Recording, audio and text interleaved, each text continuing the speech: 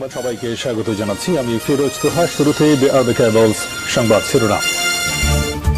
বাংলাদেশের সর্বশেষ গুরুত্বপূর্ণ আপডেট সংবাদে আপনাকে স্বাগত। শুরুতেই সংবাদ শিরোনাম, পরে বিস্তারিত। শুরুতেই জানাবো বিবিসির বিশ্লেষণ, হাসিনাকে ফেরত পাঠানোর বার্তাকে কতটা গুরুত্ব দিচ্ছে ভারত। গত 23শে ডিসেম্বর সকালে দিল্লির চাণক্যপুরীতে বাংলাদেশ দূতাবাসের পক্ষ থেকে শেখ হাসিনাকে ফেরত চার বার্তা নোট ভার্বালের আকারে তুলে দেওয়া হলো সাউথ ব্লকে ভারতের পররাষ্ট্র মন্ত্রণালয়ের হাতে। বাংলাদেশের অন্তর্বর্তীকালীন সরকারের উপদেষ্টা বা নীতি নির্ধারকরা বেশ কিছুদিন ধরেই আকার ইঙ্গিতে বা খোলাখুলি বলে আসছিলেন যে তারা ভারতের কাছে শেখ হাসিনাকে ফেরত চাইবেন, যাতে তাকে গণহত্যার জন্য বিচারের কাঠগড়ায় তোলা যায়। তবে দিল্লি এই বিষয়টি কতটা গুরুত্ব দিচ্ছে এ ব্যাপারে বিবিসি বাংলার বিশ্লেষণ আপনাদের জানাবো, সঙ্গেই থাকুন। এদিকে আগামীতে বিজয় দিবসের আগেই জুলাই গণহত্যার বিচার সম্পন্ন করা হবে বললেন আসিফ নজরুল। আইন বিচার ও সংসদ বিষয়ক উপদেষ্টা ডক্টর আসিফ নজরুল বলেছেন, আগামী বিজয় দিবসের আগে জুলাই গণহত্যার বিচার সম্পন্ন করা হবে। আজ রাজধানীর কৃষিবিদ ইনস্টিটিউটে সংস্কার নিয়ে জাতীয় সংলাপে তিনি এসব কথা বলেছেন। এবারে জানাবো সেনাবাহিনী নিয়ে ভারতীয় গণমাধ্যমের প্রতিবেদন, আইএসপিআর এর প্রতিবাদ। বাংলাদেশ সেনাবাহিনী নিয়ে ভারতীয় সংবাদ মাধ্যম আনন্দবাজারে প্রকাশিত একটি প্রতিবেদনের প্রতিবাদ জানিয়েছে আন্তঃবাহিনী জনসংযোগ পরিদপ্তর আইএসপিআর। আজ গণমাধ্যমে আইএসপিআর এর সহকারী পরিচালক রাশেদুল আলম খান স্বাক্ষরিত এমন একটি প্রতিবাদ লিপি পাঠানো হয়েছে। প্রতিবাদে বলা হয়েছে, গত 27শে ডিসেম্বর ভারতীয় সংবাদ মাধ্যম আনন্দবাজার পত্রিকার অনলাইনে প্রকাশিত উর্দিতে বাঙালি গণহত্যা রক্তে ছিটে 53 বছর পর বাংলাদেশে ফিরছে সেই পরাজিত পাক ফৌজ শিরোনামে প্রতিবেদনটিতে বাংলাদেশ সেনাবাহিনী সম্পর্কে বিভ্রান্তিকর ও ভিত্তিহীন তথ্য উপস্থাপন করা হয়েছে। এদিকে আওয়ামী লীগের দুর্নীতি ঢাকতে সচিবালয়ে অগ্নিকাণ্ড বললেন রুহুল কবির রিজভী। বিগত আওয়ামী লীগ সরকারের সময়কার দুর্নীতি ঢাকতে সচিবালয়ে অগ্নিকাণ্ডের ঘটনা ঘটানো হয়েছে বলে মন্তব্য করেছেন বিএনপির সিনিয়র জ্যেষ্ঠ যুগ্ম মহাসচিব রুহুল কবির রিজভী। জানাবো বাড়ি থেকে ডেকে নিয়ে আবু সাইদকে কুপিয়ে হত্যা। বগুড়ায় আবু সাইদ নামের এক যুবককে বাড়ি থেকে ডেকে নিয়ে কুপিয়ে হত্যা করেছে দুর্বৃত্তরা।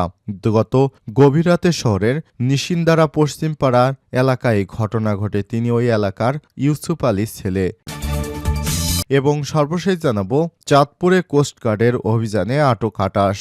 চাঁদপুরে মেঘনা নদীতে অভিযান চালিয়ে অবৈধভাবে বালু উত্তোলনকালে ব্যবহৃত দুটি ড্রেজার, দুটি বালখেট এবং 3টি বোটসহ 28 জনকে আটক করেছে কোস্টগার্ড। শুক্রবার 27শে ডিসেম্বর রাতে কোস্টগার্ড সদর দপ্তরের মিডিয়া কর্মকর্তা লেফটেন্যান্ট কমান্ডার মোহাম্মদ সিয়ামুল হক এসব তথ্য জানান। প্রিয় দর্শক, এতক্ষণ শুনছিলেন সংবাদ শিরোনাম, এবারে বিস্তারিত।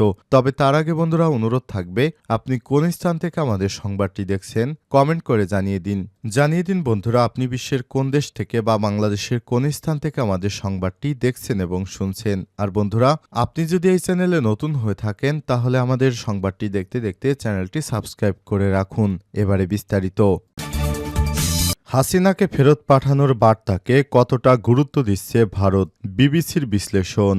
গত 23শে ডিসেম্বর সকালে দিল্লির চাণক্যপুরীতে বাংলাদেশের দূতাবাসের পক্ষ থেকে শেখ হাসিনাকে ফেরত চার বার্তা নোট ভার্বালের আকারে তুলে দেয়া হলো সাউথ ব্লক ভারতের পররাষ্ট্র মন্ত্রণালয়ের হাতে।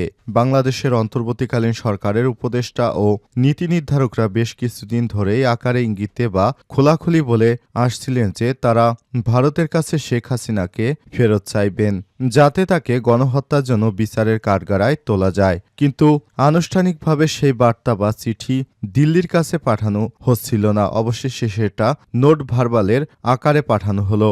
নোট ভার্বাল হলো দুই দেশের সরকারের মধ্যে এক ধরনের ডিপ্লোম্যাটিক কমিউনিকেশন বা কূটনৈতিক যোগাযোগের মাধ্যম, কিন্তু তাতে প্রেরকের কোনো স্বাক্ষর থাকে না। তবে নোট ভার্বালের রীতি অনুযায়ী ধরেই নেওয়া যায় এক্ষেত্রে বার্তাটি পাঠানো হয়েছে দিল্লির বাংলাদেশ দূতাবাসের লেটার হেড এবং তাতে হাই কমিশনারের রাবার স্টাম্পও ছিল। বার্তাটি হাতে পাওয়ার কয়েক ঘণ্টার মধ্যেই দিল্লির পক্ষ থেকে সেটির প্রাপ্তিতা স্বীকার করা হয়। তবে পররাষ্ট্র মন্ত্রণালয়ের মুখপাত্র রণধীর জয়সাল এটা জানিয়ে দেন, তাদের এ বিষয়ে কিছু বলার নেই। এরপর আরও কয়েকদিন কেটে গেছে। দিল্লির পক্ষ থেকে এ ব্যাপারে কোনো প্রতিক্রিয়া যেমন দেয়া হয়নি, তেমনি বাংলাদেশকে নোট ভার্বালের কোনো জবাবও পাঠায়নি ভারত। কিন্তু বাস্তবত ভারত সরকারের একাধিক গুরুত্বপূর্ণ সূত্র দিল্লিতে বিবিসি বাংলাদেশকে আভাস দিয়েছিল, তারা এই অনুরোধকে আদৌ খুব একটা আমলে নিচ্ছেন না।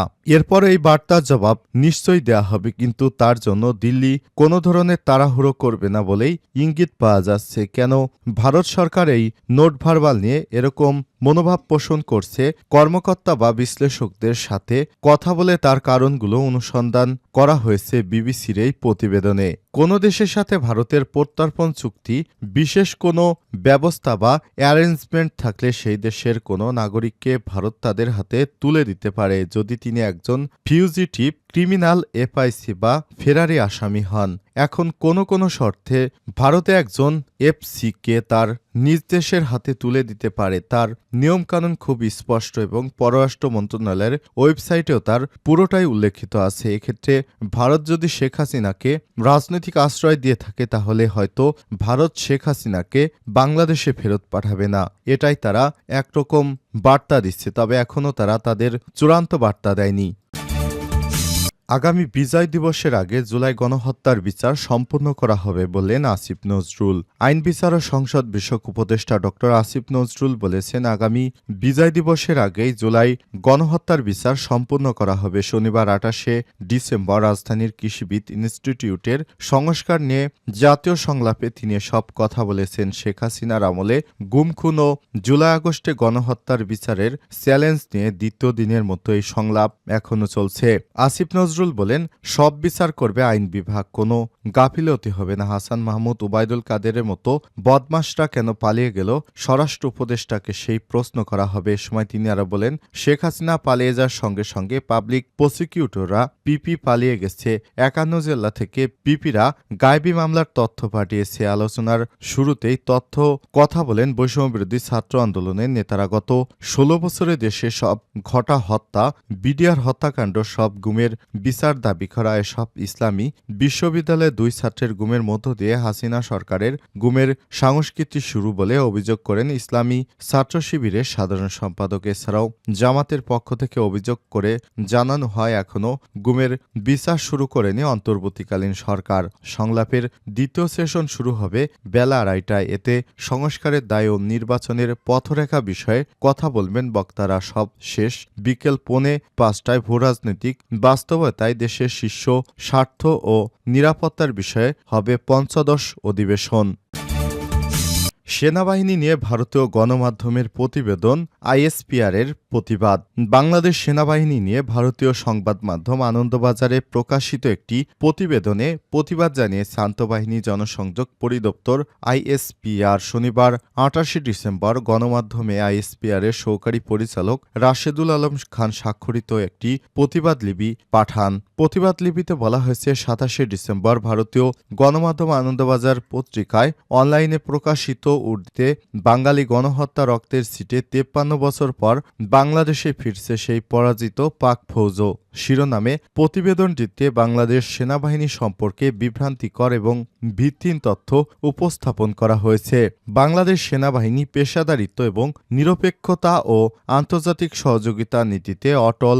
নিয়মিত কার্যক্রমের অংশ হিসেবে বাংলাদেশ সেনাবাহিনী বিভিন্ন দেশের সশস্ত্র বাহিনীর সঙ্গে বন্ধুত্বপূর্ণ সম্পর্ক বজায় রাখে এবং পারস্পরিক বোঝাপড়া দক্ষতা বৃদ্ধির জন্য ছাত্র বিনিয়োগ ও প্রশিক্ষণ সহ বিবিধ সহযোগিতামূলক কর্মসূচি পরিচালনা করে। উল্লেখ্য যে পাকিস্তান সেনাবাহিনীর কোনো প্রশিক্ষক দল বা প্রতিনিধি দল বাংলাদেশের কোনো সেনানিবাসে প্রশিক্ষণের জন্য আসার কোনো পরিকল্পনা নেই। এই দাবি ভিত্তিহীন এবং বাস্তবতার সঙ্গে সামঞ্জস্যপূর্ণ নয়। এছাড়াও বাংলাদেশ সেনাবাহিনী তার চাহিদার ভিত্তিতে বিভিন্ন দেশ থেকে প্রয়োজনীয় গোলাবারুদ সংগ্রহ করে সংবেদনশীল প্রতিরক্ষা বিষয়ে অজ্ঞতাপ্রসূত মতামত অনুভিভেদ এবং অযাচিত ও আপত্তিকর।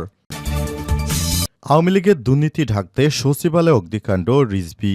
বিগত আওয়ামী লীগ সরকারের সময়কার দুর্নীতি ঢাকতে সচিবালয়ে অগ্নিকাণ্ডের ঘটনা ঘটেছে বলে মন্তব্য করেছে বিএনপির জ্যেষ্ঠ যুগ্ম মহাসচিব রুহুল কবির রিজভী। শনিবার ২৮শে ডিসেম্বর সকালে রংপুর মিঠাপুকুর উপজেলার বড়বালা ইউনিয়ন সচিবালয়ে আগুন নেভাতে গিয়ে সড়ক দুর্ঘটনায় নিহত ফায়ারকর্মী নয়নের পরিবারের সাথে সাক্ষাৎ শেষে সাংবাদিকদের তিনি এসব কথা বলেন। রুহুল কবির রিজভী বলেন, ভারতে শেখ হাসিনাকে আবারও পুনর্বাসনের চেষ্টা চালিয়ে যাচ্ছে, এর অংশ হিসেবে সব ষড়যন্ত্র করছে। এর আগে নয়নের পরিবারের সদস্যদের সঙ্গে সাক্ষাৎ শেষে তাদের পাশে থাকার আশ্বাস দেন তিনি। প্রসঙ্গত, সচিবালয়ের ৭ নম্বর ভবনে লাগা আগুন নেভানোর কাজ করতে গিয়ে ট্রাক চাপায় মৃত্যু হয় ফায়ার সার্ভিসের সদস্য সোহানুর জামান নয়নের। বৃহস্পতিবার রাত 11:15টায় রংপুর মিঠাপুকুর উপজেলার আটপুনিয়া গ্রামে জানাজা শেষে তাকে পারিবারিক কবরস্থানে দাফন করা হয়েছে।